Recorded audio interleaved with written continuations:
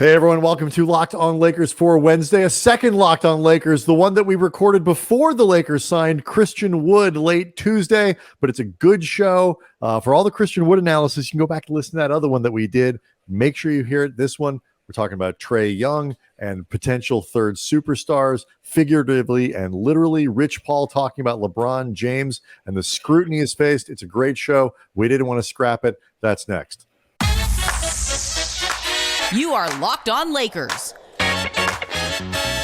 your daily Los Angeles Lakers podcast. Part of the Locked On Podcast Network, your team every day.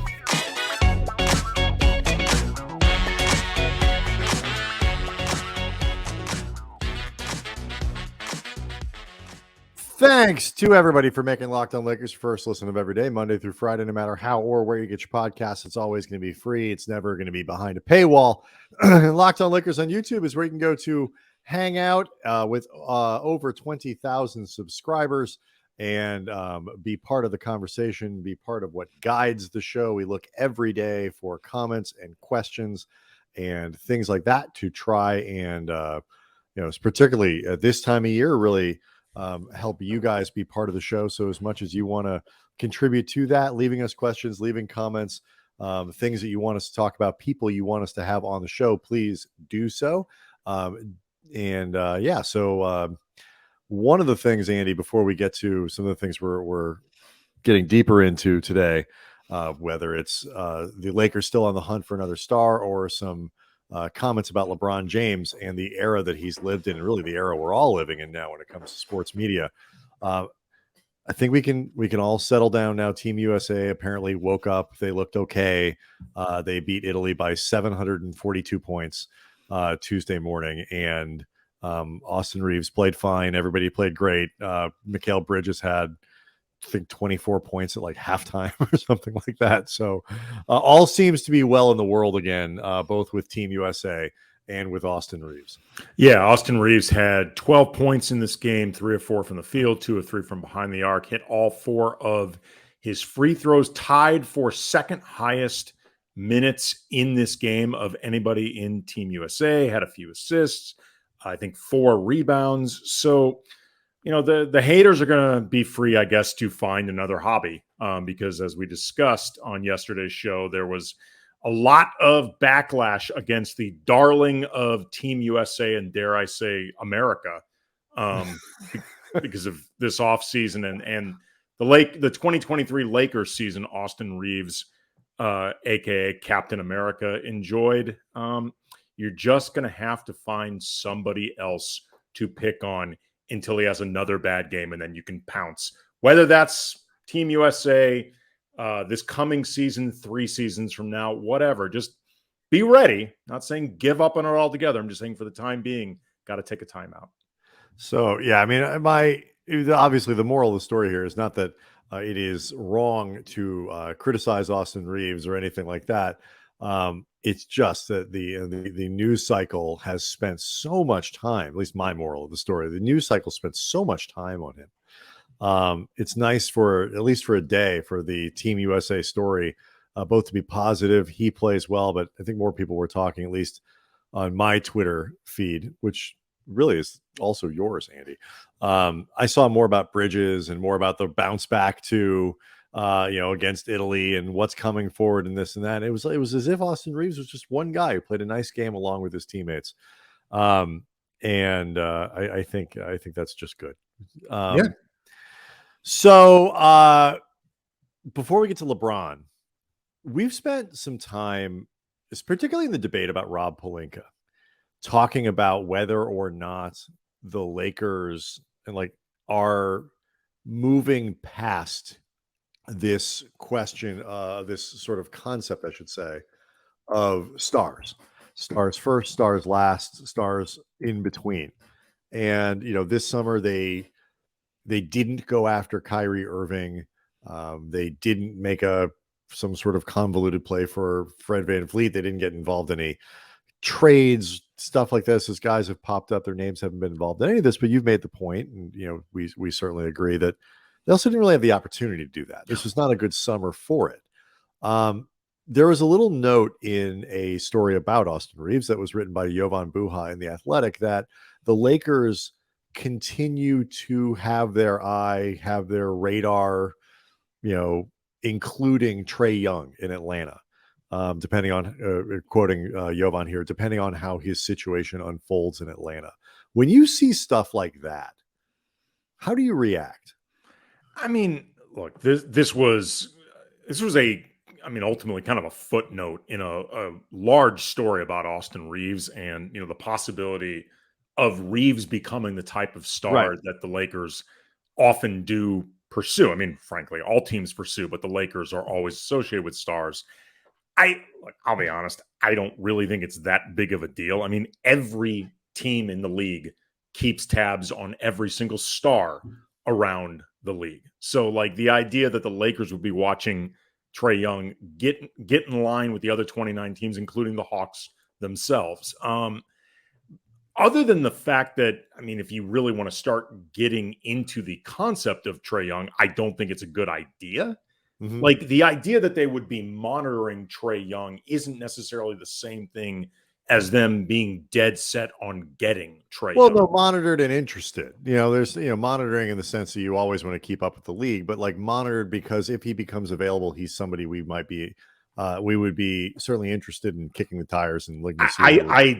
Again, to be honest, I tend to feel like that's the stance pretty much every team takes about every named star around the league. Like, they will at least lay out the possibilities and thought experiments with everybody. I mean, even as somebody who, we'll get into the reasons why I don't think Trae Young would be a good idea.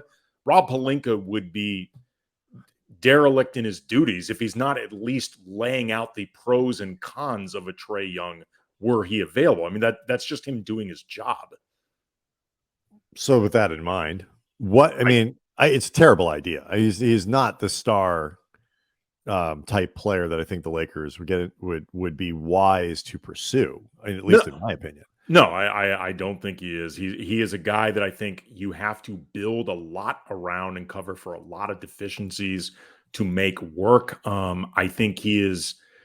I'll start with the positives. I think he's probably an underrated passer by the masses. I agree. I think he is a better distributor than he's often given credit for. I believe he averaged 10 assists per game last year.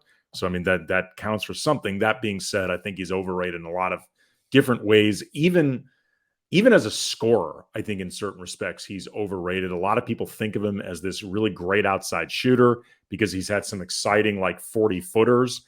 And, some of them, there was a period where it felt like he was dropping 40-footers regularly. And if you want to say Trae Young has range because of that, fine, whatever. The reality is he's a career 35% three-point shooter who's had one season at 38%. And as much as he can go on a heater as a scorer, he's also below 44% from the field for his career. And he's only been 44% from the field once. His 2-point percentage by scoring, elite scoring guard standards, the guys who are considered elite scorers, it's pretty low. Like, it's not just the idea that his 3-point percentage is bringing it down. His 2-point percentage isn't great either. He's very, very high volume. You have to build a lot around him, including the defense to cover for his lack of size and so far total indifference to that side of the ball. He seems, I say this granted as an outsider looking in, not fun to coach, not easy to coach. There's another element of this too that's very specific to the Lakers right now, but Trae Young, the player, he's obviously talented.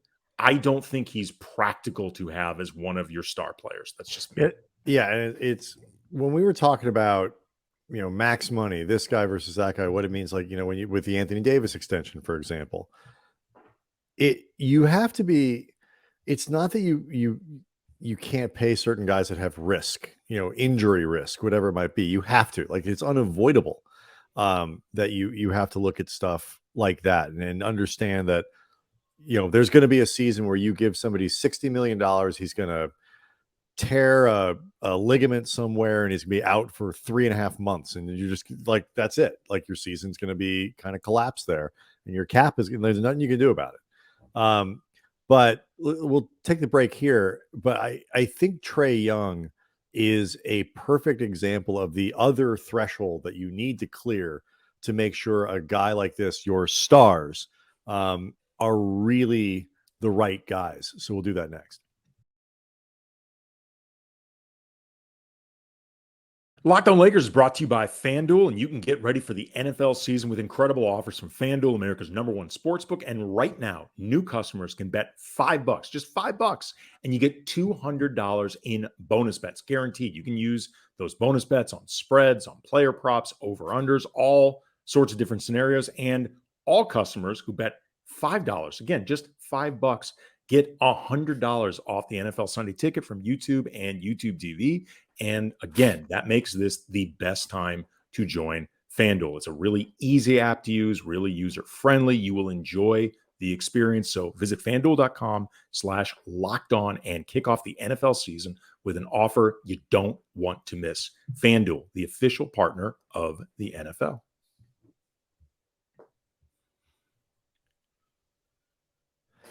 So there, in my mind, there are sort of two culturally. There are two things here. You got to make sure your guy is sort of culturally the right fit, and is somebody that you want to have on your team. Building around isn't going to be James Harden to you. And I share some of the reservations about Young that you do. It's not been easy. I think in Atlanta, it's not been stable either, but it's also not been easy.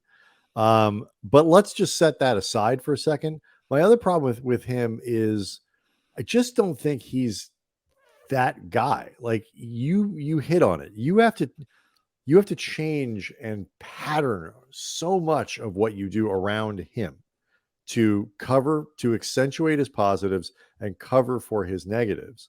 That you're talking about really, it's almost like when teams would like look at Tim Tebow and trying to figure out how to make that work. Okay, well, you can redesign your entire roster around him. But is that really a good idea? Is that really what you want to be doing, to where either if it doesn't work or he's not good enough or he gets hurt or whatever it is, you are stuck with this thing that was created for this piece that isn't there, or that just isn't quite good enough. And while Trae Young isn't going to be in a position where he's going to cost you $50 or $60 million, not anytime soon. He's makes 40 million this year, 43, 45, 49, 46, 49, I should say. Which you could theoretically make as an argument in favor of getting Trae Young. And I'm going to correct, because that 48 3 years from now is not going to be what 48 is today. It's still a lot of your money, and it's still $48 million just doesn't buy you what it's not going to have the purchasing power as it would. But I just, in 3 or 4 years, the guy who makes $48 million is not going to be the third best player in the NBA. It's going to be like 14th, 15th, or something, it was something crazy like that. But it's still a significant chunk of your salary cap to give a guy $48 or $49 million. And I just don't think he's the right guy for that. And I mean that both literally when it comes to Trae Young, but also figuratively. Like, you have to be really careful with who get, like Jaylen Brown. He's got some issues, doesn't go left the way the Celtics fans will, however. I am way more comfortable giving Jaylen Brown 60 whatever million or whatever he's going to get than I am Trae Young 45 or 46 in terms of constructing a team that makes sense. Well, and that team construction that you just mentioned, that gets to another point of this is, there's a big difference between the stars you'd want with LeBron and post LeBron. And with LeBron, a super high usage guard, I think, is a bad idea unless that guy just happens to be a sniper, which again is not Trae Young, or does a bunch of other different things really, really well. That again, you can sort of find that off-ball usage. And like, I don't care how good Trae Young is with the ball, he's not going to have it more than LeBron. We talked last week about the challenge the Lakers, no matter how many good pieces they put around LeBron, getting LeBron's usage rate down may never happen, because quite frankly, I don't know if LeBron wants it to be down the way the organization hopes, or certainly you and I have talked about it. A lot of fans have talked about it.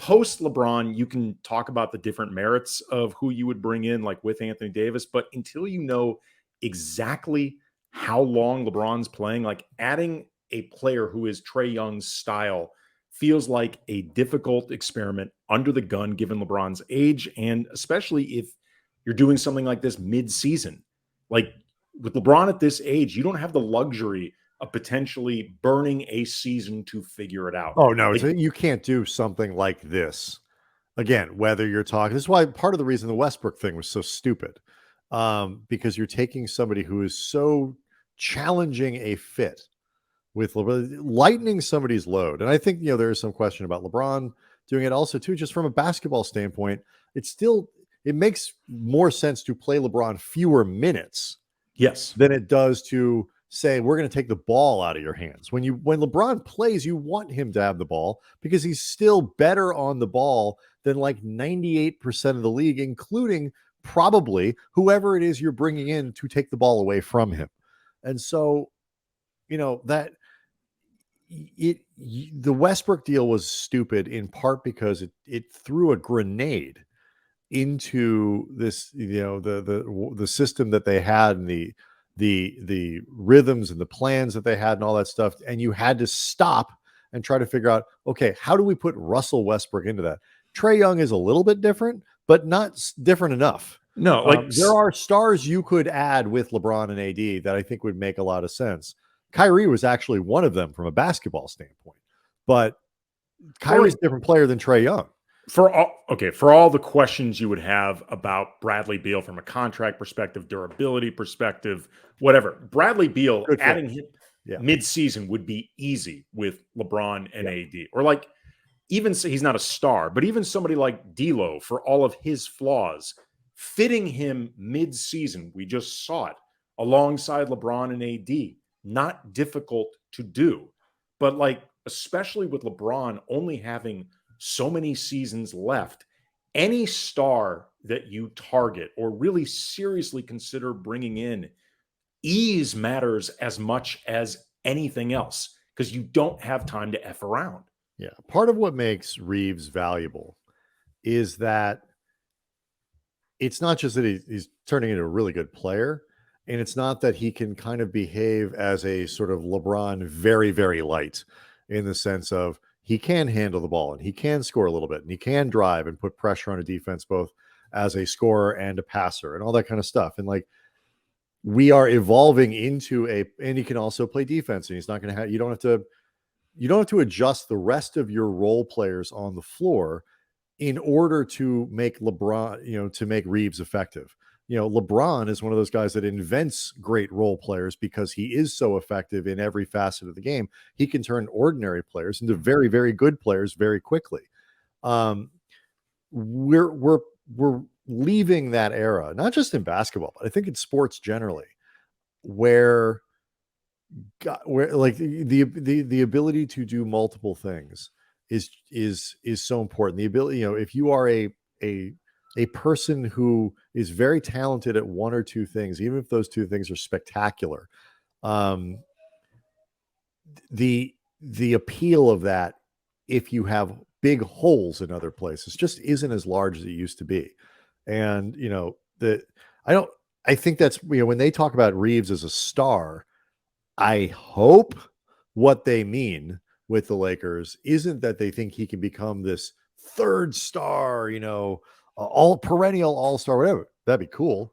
But I think it's what they hope is he can be the third anchor on this team that gives them the night in and night out stability and predictability that stars typically give you. And even if it's something that's below a guy making an all-star team, it's really good, really efficient, and fits beautifully with what they're trying to do. I hope that's what they mean when they talk about Reaves filling that third star role. But if it's not, if they are looking for somebody, it needs to be somebody who fits like that, as opposed to somebody I've heard of, and the name value. Yeah, I've made the comparison before with Austin Reaves to Lamar Odom. Like, they're obviously very, very different players.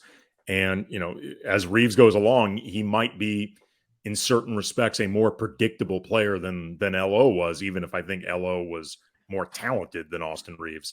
but both of them are very predictable, blendable players and are able to enhance what stars do very well while bringing something to the table, while also not getting in the way of everything else that needs to happen in very high leverage games. Yeah, but you're correct. I mean, what they think about as a star now with LeBron needs to look very different than 2 years from now or something when they're looking for the next guy to play with AD. It's a different conversation.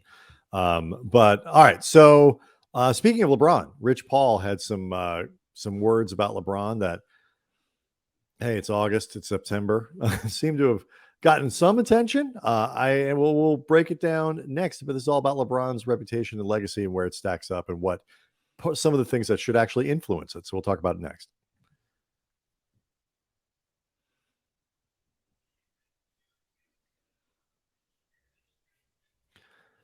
So Rich Paul, Andy, goes on the Gilbert's podcast, Gilbert Arenas podcast. This is where everything happens, man. Gilbert, he has two podcasts.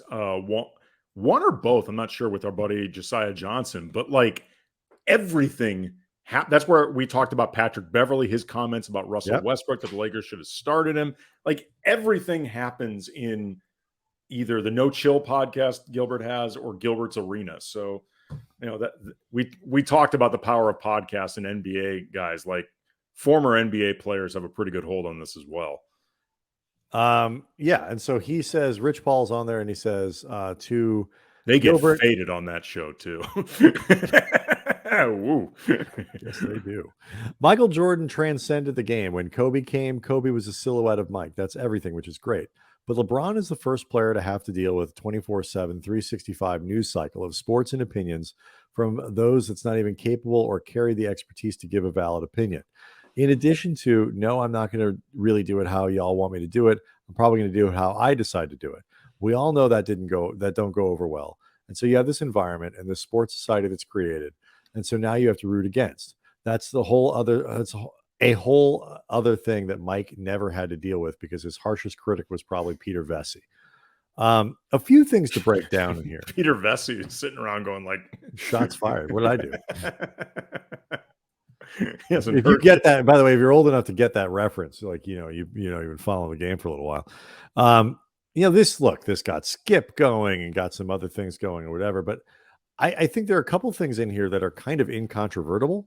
The first is that LeBron is the first player to kind of play almost entirely, and it's certainly, the vast majority of his career has been like deep in this, hot sports take, social media driven era where he was the prime name and the prime star for the vast majority. I don't think that's really arguable, is it? Yeah, I mean, his career, if you want to start breaking it down, it obviously began pre-social media. Like Twitter and Facebook didn't really start taking off until a few years into LeBron's career. But when you talk about 24/7 news, social media, cell phone cameras, TMZ leaks, etc., like LeBron has spent the overwhelming majority of his time in this era, and he was certainly, I think, the first star in the NBA, if nothing else, of that magnitude, like a dude that really, truly mattered. He was the first guy that I think started to come up in that time where it really felt like, especially 24/7 news cycles, big cable news, all that stuff. First Take, just as a reference. First Take debuted in 2007, just to use that as a reference. Right, but like, PTI, like all that's like where this stuff really was starting to become mainstream and bigger and bigger and bigger. LeBron has spent the overwhelming majority of his time in, and I think you could argue was in a lot of ways the guinea pig for it. Right. And I think the other thing that Rich Paul is pointing out here is that because of that, and there are other athletes, Kobe caught pieces of it and but this is LeBron's still going. He's been there from the evolution of the, hot take in sports media was mostly built around TV and radio to now it's mostly built around social media and alternate platforms and all that other stuff. He sort of walked through all of those eras as opposed to just one. Michael Jordan saw some of the, I guess, hot takery in the, sports radio was certainly a thing and sports TV was a thing, but it was different. And you could name 30 things that happened in Jordan's career that if they had happened if they'd happened in 2017 through today, 2015 through today, would have altered the way we've talked about Jordan 2010 through today, like in almost indescribable ways. Oh, I mean, the gambling, the womanizing, the partying, punching Steve Kerr, like all these different things. Like, can you imagine if, like Draymond Green and Jordan Poole, there had been leaked video of Michael Jordan clocking Steve Kerr? Yeah. Like, that is a big deal. If there have been cell phone videos that go viral of Michael Jordan at 5 a.m. on a game night, making $500 bets, in Atlantic City, like all, the stuff. And by the way, there would have been. Right. And look, all the stuff that eventually came out in The Last Dance. And like, if you want to know an example of how important it is when your image gets created, think about this, sort of reverse engineer it. MJ is still talked about as like the face of a generation and era where everyone wanted to kill each other 24/7. Nobody's buddy with anyone. They're not part of that AAU crap. During The Last Dance, we literally saw Michael Jordan partying in Atlantic City, gambling, golfing with his opponents during the playoffs. But it's like that line in the John Ford movie, The Man Who Shot Liberty Valance. When the legend becomes fact, print the legend. Yep. And when you become the legend matters a lot. Granted, he's been out of the game for a little while, but it was New York media. I think one of the most remarkable things about somebody like Derek Jeter, and it certainly applies to LeBron, is like their ability to maneuver through this universe without any real scandal. Like, we were talking about this, like, I guess there's the possible exception, you could say, of some of the controversy that was created about LeBron around China a few years ago and his business relationships there, and we're sort of refusing to take a stand there, saying, I don't really know enough about it. And people took him to task. It was not his finest moment. It was not. I don't think it was entirely fair that he got thrust into it. Right. Being an advocate in one place does not mean you have to be an advocate in all places. But he was surprisingly unprepared to deal with the question. Yes. Agreed. I think the biggest controversy in the guy's career is the decision. Oh, I mean, I can't think of anything else. I mean, he got a Humvee in high school. Well, I mean, like, really, what else is there? Like, and to be LeBron James, and in the era of cell phone cameras and an era of this kind of scrutiny and news coverage, and not step in it more than that. He's rooted for 5 different baseball teams at once. Seriously, like, what's he done? Right. And look, like, I'm sure there are people out there, look, man, you don't know what goes on behind. A lot of stuff's been buried in this and that. Okay. I mean, I guess that's true of all celebrities, and, there's probably stuff that he's said or done that I wouldn't, but we can only go on we can only go on what's there. Right. And overall, you hear things. I'll tell you, in our line of work, you hear things about every athlete. Correct. I can tell you right now, nobody is as absolutely pristine as their image. And frankly, some athletes are not quite as bad as their image either. But you don't hear, but even then, like, what you hear about LeBron is real tame and real limited. And there is something to be said. And I don't know, and I don't care how this impacts the way you think about who the GOAT is, and like how you shave these things off, and how you do your calculus. Again, don't know, don't care. I don't have any interest in the GOAT argument. I think LeBron's the best, but whatever. This counts for something. Like, I feel like, the living and performing in this era in the way that he has, to me, gives him some sort of, I don't know, bonus points, maybe, whatever you want to call it. It is remarkable to me, whether it should factor in or not, how controversy free he has been over the course of his career. Yeah, it's pretty amazing. I heard Stephen A. Smith with Shannon Sharp on First Take.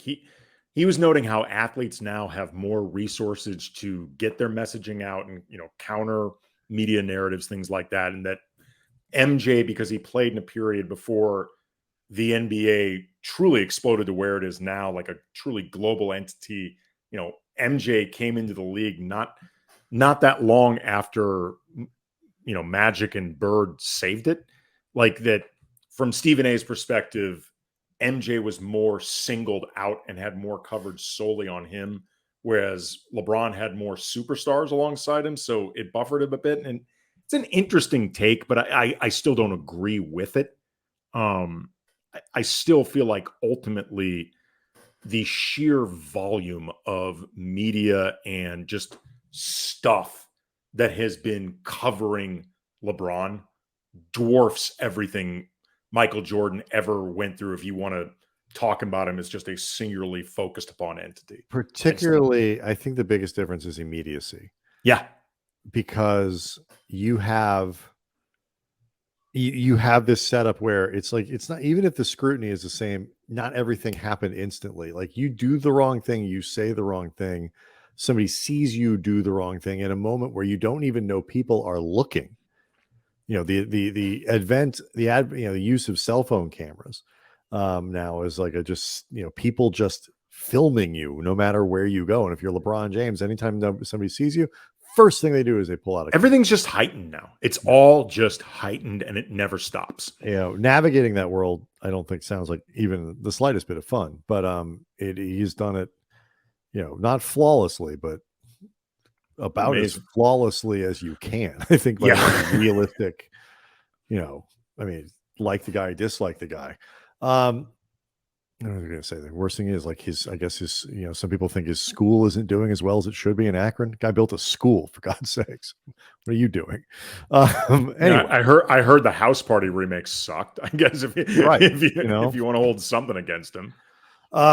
We'll do this. It's getting some of the NBA predictions. The Athletic has some interesting stuff out too about player tiers. And it's one thing to look at where LeBron and AD land in that, but looking at the supporting players, it's all kinds of stuff that we can get into over the course of the rest of the week. There's a Laker who could be up for an extension. Ooh, so all of that to look forward to through the rest of the week. Locked On Lakers on YouTube, where you can go to see the show, hang out with over 20,000 subscribers, leave us questions, leave us comments. We really do like to use these on the show whenever we can. You can tweet us at Cam Brothers. You can even email us, KamenetskyBrothers@gmail.com. See everybody on Thursday.